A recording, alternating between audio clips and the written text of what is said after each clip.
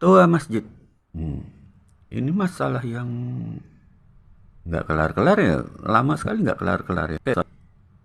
Transportasi bis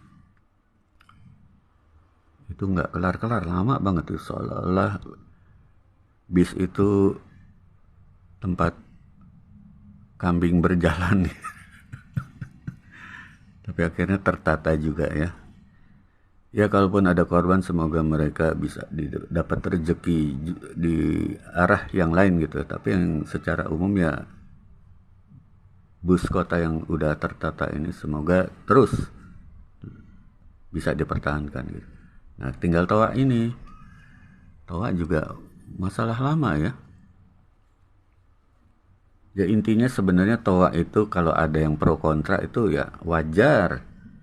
Tergantung kejujuran masing-masing aja deh. Kalau ente merasa terganggu, bilang aja terganggu. Kalau nggak merasa terganggu, bilang aja nggak terganggu. Itu kasuistik, tergantung muazinnya.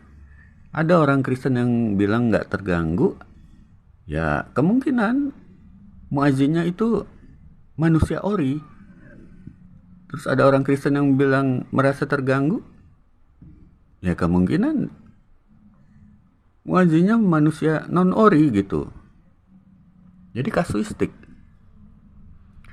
Ini sebagai contoh ya, tahun 2018 bulan Ramadan itu tiba-tiba muncul ada suara anak muda yang bersolawat sebelum azan maghrib. Itu masterpiece bener, itu hebat itu. Syahdu membuai, menyentuh,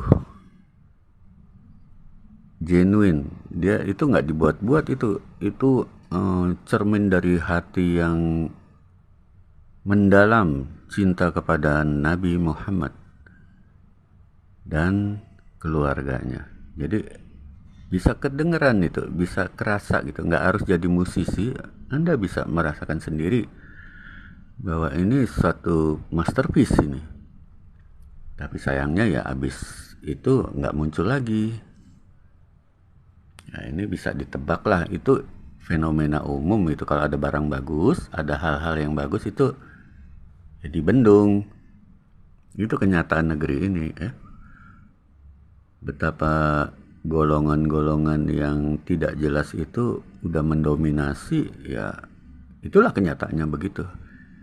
Bukan hanya soal azan, tapi ya soal teknologi, soal seni lain ya. Yang bagus-bagus itu dibendung. Jadi nasionalisme itu hanya di bibir saja. Tapi ya udah, jangan mundur pokoknya ya. Nah kalau ada sinyal bahwa masjid mulai ditertibkan, ya itu kita berdoa aja semoga sukses lah, bahwa masjid-masjid nanti tertib, muazinnya juga terseleksi, sehingga membantu pembersihan udara ya, dari aura-aura siluman menjadi aura surgawi ya. Jadi betapa azan itu akan ditunggu-tunggu nanti kalau yang muazinnya itu genuine ya, bukan muna, bukan penyusup, bukan konspirator ya. Itu akan, ya namanya azan itu kan ya seperti seni lain ya, itu universal. Non muslim sekalipun ya kalau mendengar azan yang syahdu itu pasti senang, karena azan yang syahdu itu hanya bisa diproduksi oleh manusia-manusia ori. Nah, entah itu orang Korea kayak yang di YouTube itu, orang Barat itu, kenapa mereka bisa senang azan? Karena universal, keindahan itu universal. Siapa saja yang suka keindahan itu genuine itu. Tapi ketika ada keindahan dibenci, nah itu muna gitu aja. Ceritanya cuman begitu. Dan azan atau salawat atau doa atau baca Quran itu kenapa bisa syahdu ya, karena digawangi oleh orang-orang yang benar gitu, asli gitu, manusia ori gitu kan. Lain halnya kalau udah urusannya dalam menebar aura siluman ya, siapapun nggak suka kalau mereka jujur ya. Yang suka cuma yang nggak jujur-jujur aja gitu kan.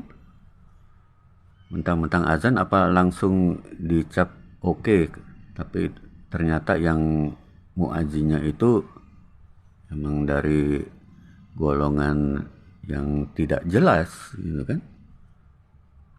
Jadi relatif semuanya, tergantung kejujuran masing-masing. Azan atau suara tawa itu bisa menyenangkan, bisa membawa gelisah. Allazi yuwaswisu fi sudurin nasi minal jinnati wan nas. Surat An-Nas ya. Jadi yang golongan setan itu bisa dari jin, bisa jadi dari manusia yang membawa was-was itu. Hawa-hawa was-was itulah yang diproduksi oleh jenis setan, baik jin maupun manusia itu ya disebut setan juga gitu kan, menyusup. Jadi mereka bisa pakai baju yang seolah-olah muslim, tapi mereka itu setan. Ya tergantung produknya aja deh. Kalau produknya kayak beraura siluman itu setan itu. Tapi kalau produknya beraura surgawi itu manusia. Ya, itu boleh diterapkan di mana-mana, baik di azan, di musik, segala macam ya. Silakan dicek sendiri. Yang pasti diseleksi itu. Intinya masjid itu harus steril ya, sebagaimana makanan juga steril, masa masjid nggak steril sih? Kecolongan ente kalau masjid nggak di sterilkan dari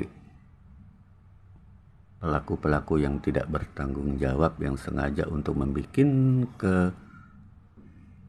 kisruhan ya. Jadi memfitnah ajaran Islam sendiri. Kalau dari Islam sendiri kan ya kalau berdoa itu kan suaranya harus lembut. Itu. Suaranya harus lembut. Jangan teriak-teriak, jangan kenceng suaranya. Itu ketika nggak ada tawa aja udah dianjurkan begitu. Ya ada pendapat begitu. Gue banget setuju banget dengan pendapat itu ya. Artinya menghargai banget ya, walaupun kalaupun masih ada tawa yang berbunyi ya emang harus disesuaikan suaranya, jangan kelewatan kenceng gitu ya. Dan muazinnya itu harus orang bener gitu. Jadi penyeleksian ini kudu lah, jangan sampai lowong gitu kan. Try this at home.